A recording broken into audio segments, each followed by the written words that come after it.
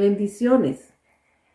En este momento quisiera compartir con ustedes una porción de la palabra porque estamos viviendo tiempos bastante difíciles, tiempos en los que se necesita que nosotros como cuerpo de Cristo, como iglesia del Señor, nos mantengamos firmes, constantes en el Señor.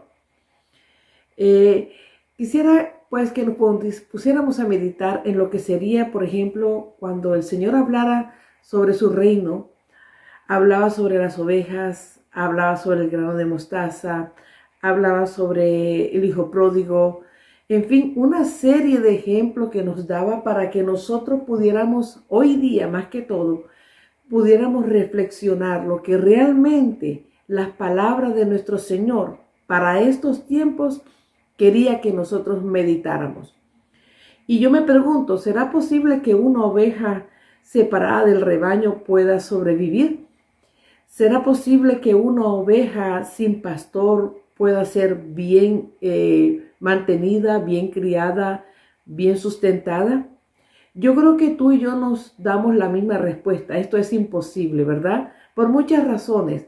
La naturaleza de la oveja, por ejemplo, en su naturaleza es un animal donde necesita de mucho cuidado.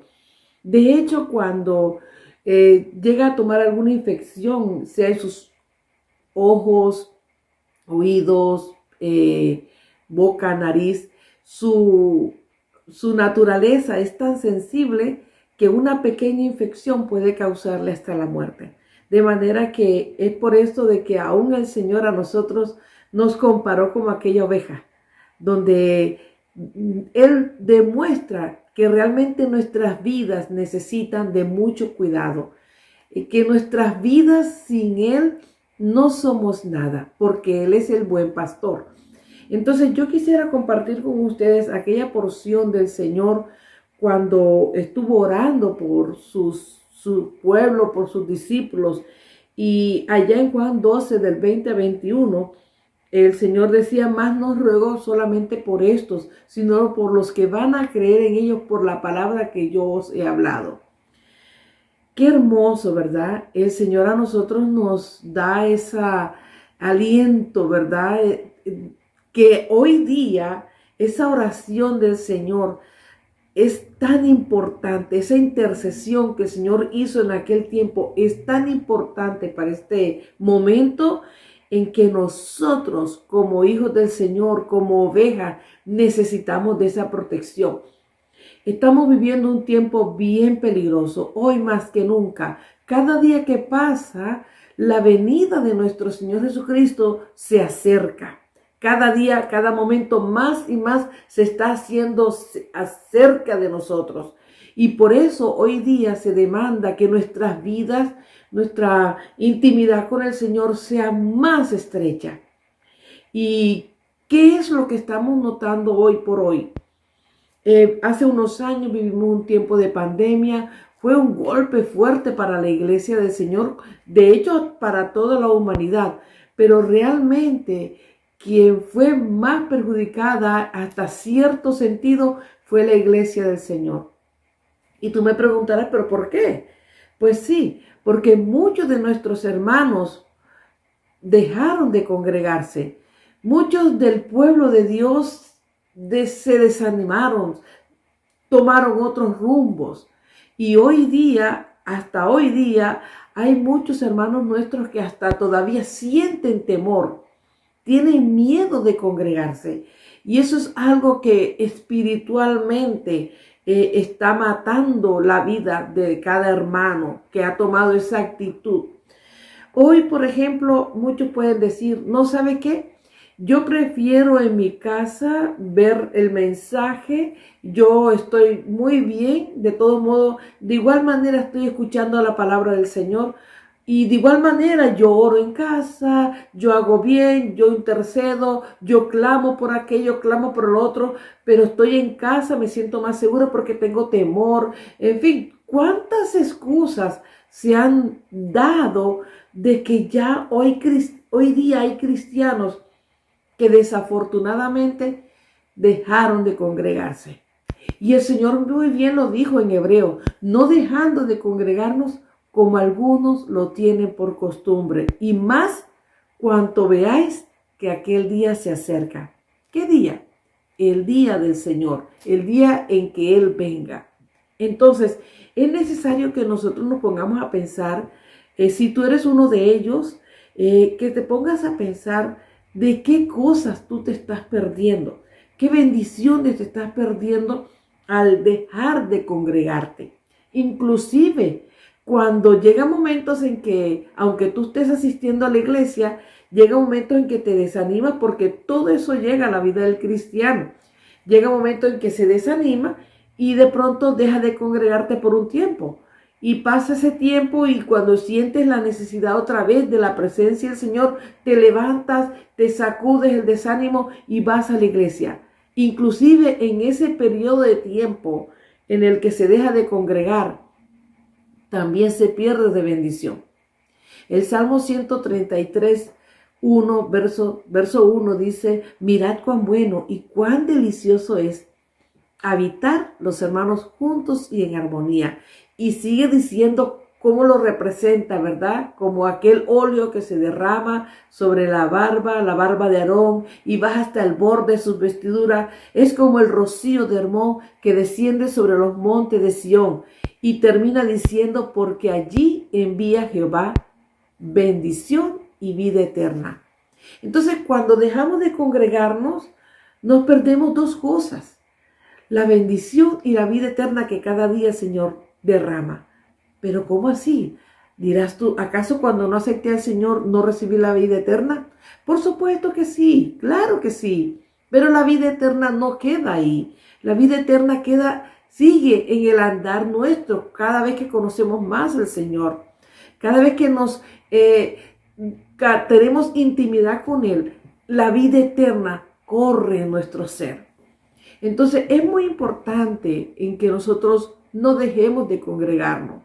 Y otra de las cosas que nos perdemos, otra bendición, es que el Señor nos dice: para que todos sean uno, todos uno, como tú, oh Padre, en mí y yo en ti seamos uno.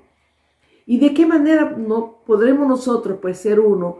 Sino cuando nos congregamos, cuando en un mismo lugar juntos invocamos el nombre del Señor, cuando en un mismo lugar juntos adoramos al Señor.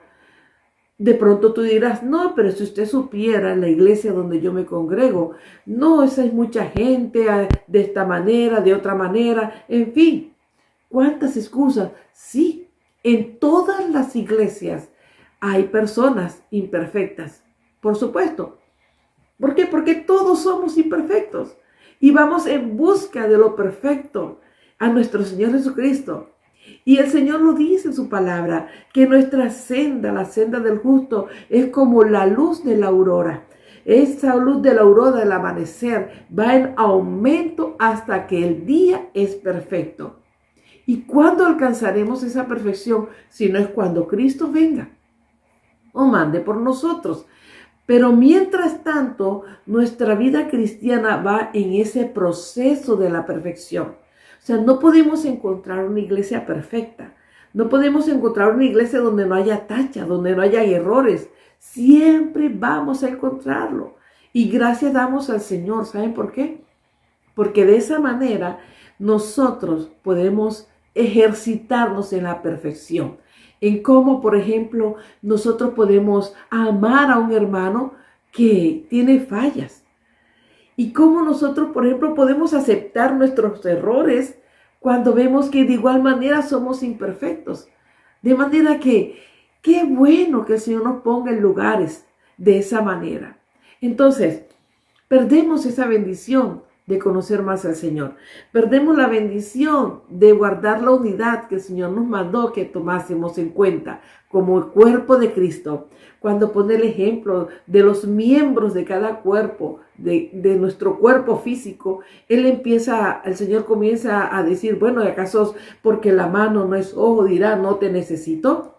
¿O porque la boca no es oído dirá no te necesito? No, cada uno tiene un espacio particular en el cuerpo de Cristo. Tú como cristiano, tú como hijo de Dios, tú tienes un espacio en el cuerpo de Cristo. ¿Y qué más que otra bendición que el Señor dice que a cada uno de nosotros nos fue dado dones y talentos para que lo pongamos en beneficio al cuerpo de Cristo?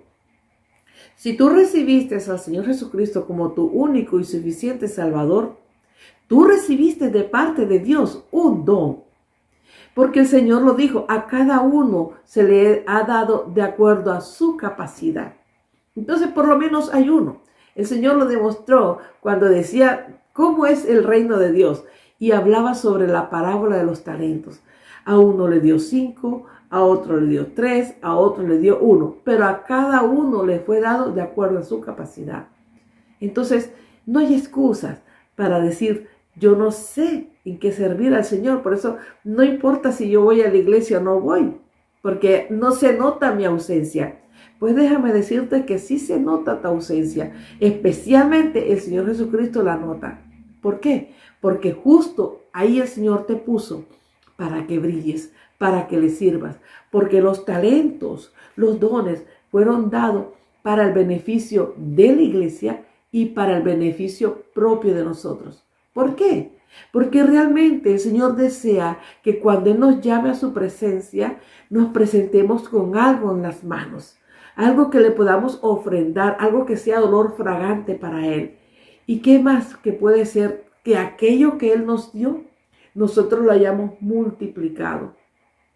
Porque de nosotros no sale nada bueno.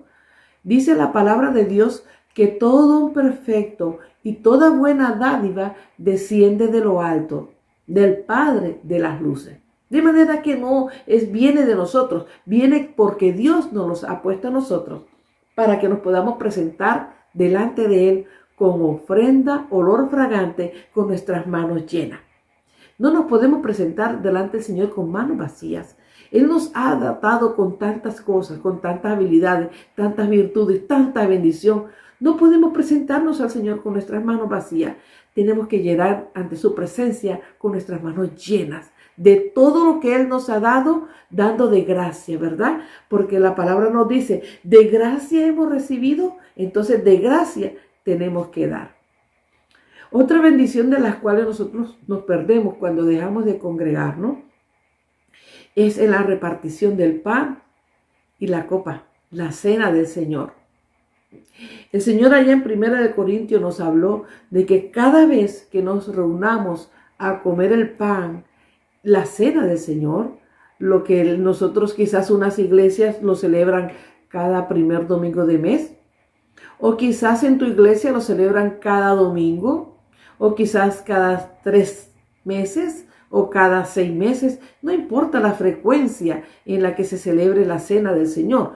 Lo importante es que cuando se celebre, dice el Señor en su palabra, que tenemos que recordarlo, tenemos que pensar que en ese momento es como si nosotros estuviésemos listos para irnos con Él. Porque el Señor lo dice, porque de acuerdo a esto, cada vez que nosotros nos celebremos la muerte del Señor anunciáis hasta que Él venga. Entonces no podemos nosotros dejar de participar. O quizás tú dirás, no hermana, lo que sucede es que yo no he tenido una vida digna como para participar de la cena del Señor, porque la palabra de Dios lo dice, que el que se come indignamente y participa indignamente, juicio come y bebe para sí. Entonces yo no quiero pecar en eso, por eso prefiero mejor abstenerme de participar. Y quizás podría decirte, bueno, es una muy buena forma de pensar, en que ser consciente de la importancia de participar en la cena del Señor. Pero también, mi hermano, mi hermana, es que si no participas, estás demostrando que no estás listo o lista para irte con el Señor. Entonces, si en ese momento ocurre la venida del Señor, ¿dónde quedarías? Es importante la participación y periódicamente, de acuerdo, independientemente de lo que cada iglesia la conmemora, porque así tú te puedes reflexionar cómo tú te encuentras. Y también el Señor lo dice en ese mismo pasaje de la cena del Señor, dice que nos examinemos a nosotros mismos.